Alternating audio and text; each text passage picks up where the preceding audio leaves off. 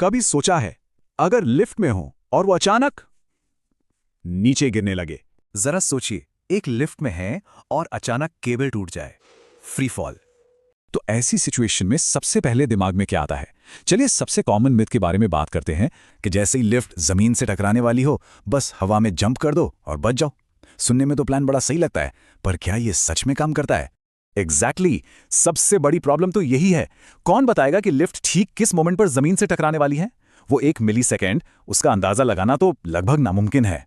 तो मतलब सीधी सी बात है, लिफ्ट गिरने के चांस तो पहले से ही बहुत कम है और उससे भी कम चांस है कि कोई एकदम परफेक्ट टाइम पर जंप कर पाए। तो ये तरीका सच कहें तो बिल्कुल काम नहीं करता। ठीक है, तो जंप करने से तो बात नहीं बनेगी, फिर लोग और क्या सोचते हैं? चलिए अब दूसरे सबसे पॉपुलर मिथ को देखते हैं। इसको हम स्पाइडरमैन तरीका भी कह सकते हैं। मतलब दीवारों या रेलिंग को पकड़कर बीच हवा में लटक जाओ ताकि सीधे जमीन से ना टकराएं। देखिए, असल में होता क्या है, लिफ्ट और जो भी उसके अंदर हैं वो सब एक ही स्पीड से नीचे गिर रहे हैं।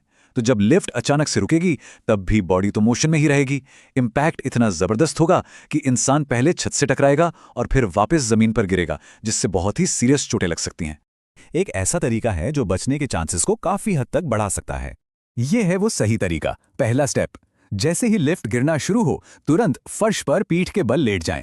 और दूसरा, अपने सिर को हाथों से कवर करें, उसे बचाएं। बस ये 2 सिंपल स्टेप्स टक्कर के झटके को झेलने में बहुत मदद कर सकते हैं।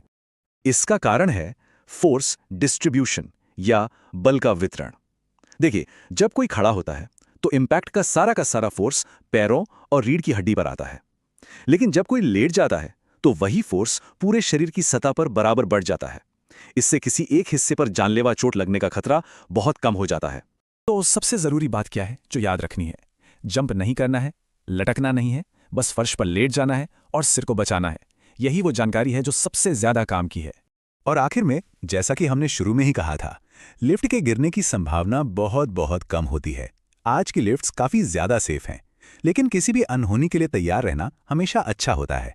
ये जानकारी, भले ही इसकी कभी जरूरत ना पड़े, एक तरह का सुकून तो देती ही है। और क्या पता, शायद किसी दिन यही छोटी सी जानकारी सब कुछ बदल दे।